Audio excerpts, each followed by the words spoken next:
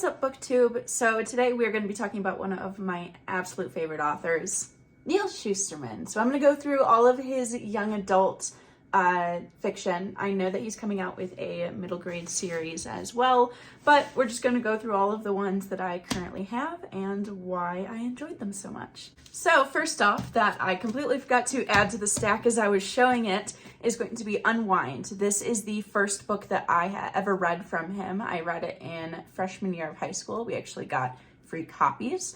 It is a dystology, so it's 4 books, and then there's an extra 5th that you can get as well. And these are some brand new covers that came out, I believe it was either last year or the year before, and they make a very pretty picture with it being Unwind, and then it's supposed to be one of the characters from the book. He does dystopias so well. This one takes on the issue of abortion and abortion rights. So there is a big war that happens before the series ever starts, and the decision that they come to mediate between the two sides is that you cannot get an abortion, but you can give up your child to any house. The house has to take it, or the family would have to take in the child. But at 13, you can get your kid unwound. It doesn't kill them per se. All of their organs are still alive and they live on in other people. This also affects the organ trade and any sort of black market that comes from that. They essentially have a surplus now. They take their blood, their bones, quite literally everything in the body, unwind you while you are still alive. You can't feel it, of course. And then repurpose all of your body parts to people that need them. If you need a kidney transplant, it's a little bit easier to get a kidney transplant in this universe. It follows, is it Connor? Yeah. It follows Connor and Risa, 2 kids who are getting unwound by their parents, and how all they want to do is survive. I could not believe what happened in the last book. I was so flabbergasted, but it's an absolutely amazing read.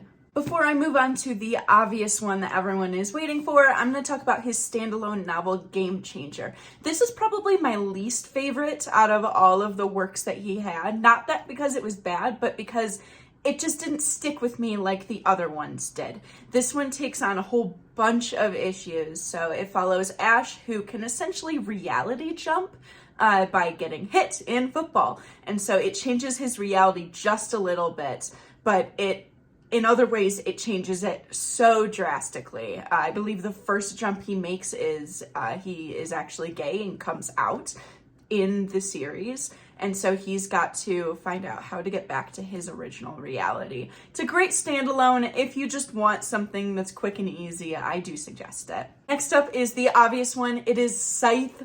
This is a trilogy, but it also has extra stories that were written by him and other authors that I'm going to get to in a second. It follows people in a world that cannot die, so humanity has essentially conquered death, and you can just be brought back to life if you end up in a deadish scenario, is what they call it. But in order to quell the world's population, scythes need to come in and kill people for good. There are a lot of topics that are there's a lot of issues, as you can imagine, that would stem from this. It is a dystopian, and you follow 2 apprentices within their scytheship. Yes. The 2 apprentices are Citra and Rowan, and this series takes so many different turns. I know people didn't really like the 3rd one very much, which the 3rd one is called The Toll. And I actually still really enjoyed it. It definitely took a route that I was not expecting. There's a lot of AI and sci-fi-ness that comes into this. It really is a sci-fi book. So if you enjoy something like that, I suggest Scythe. Before we move on, I'm also going to talk about Gleanings. I loved this. It really opened up on the world and allowed for other voices to come through. There's a handful of authors that have written stories within this universe. I do say read it last because there are spoilers in one of the chapters. I believe it's the last one. And also you're gonna want to wait because there is a big reveal in this that you're kind of just like, oh, Oh, it's that character. It's absolutely amazing. I loved it. Also mentioned that I did read this book well after I read Scythe. There were some things that I forgot about Scythe, and so I had to just be like, oh yeah, that did happen, right? Next up is going to be the 2 books that he wrote with his son Jared. The first one is Roxy. This one is not as notable, but I actually ended up reading it well after it came out, and I had not seen any reviews on it or anything.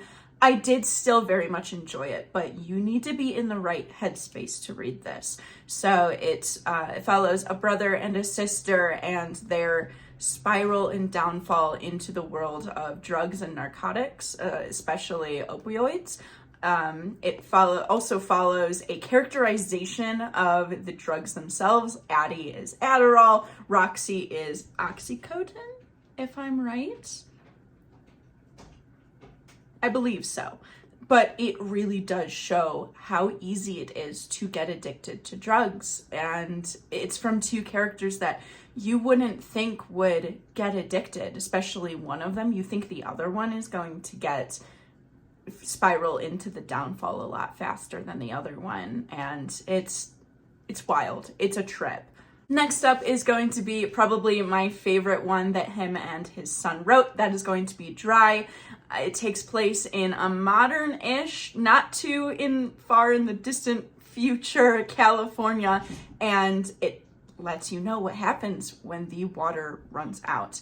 When people and humanity get so desperate, they will do anything for a drop of water. This all takes place during a big historic fire that's happening as well, and it really shows what could happen. I think anyone that doesn't understand the severity that is the Colorado River drying up, for example, and how bad it's gotten, especially within the last 2 to 3 years, they should definitely read this book and see what happens. It follows a brother and a sister whose parents go missing, so they have to go and find them, and then they have to try and find a safe haven together. I haven't read it yet, but I am going to give a quick shout out to Retro, which is by Jared Shusterman, Neal Shusterman's son, and Sophia. I don't have the book in front of me, so I don't know her last name. His wife, and they co-wrote a book together. My copy of it is at work, so I can't even show it, but I am very excited for it. It's not going to be a dystopian like all of these books are, but that's okay.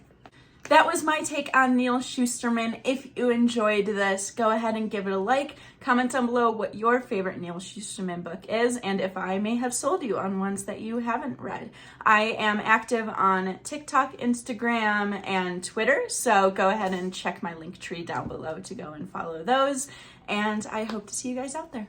Bye, guys.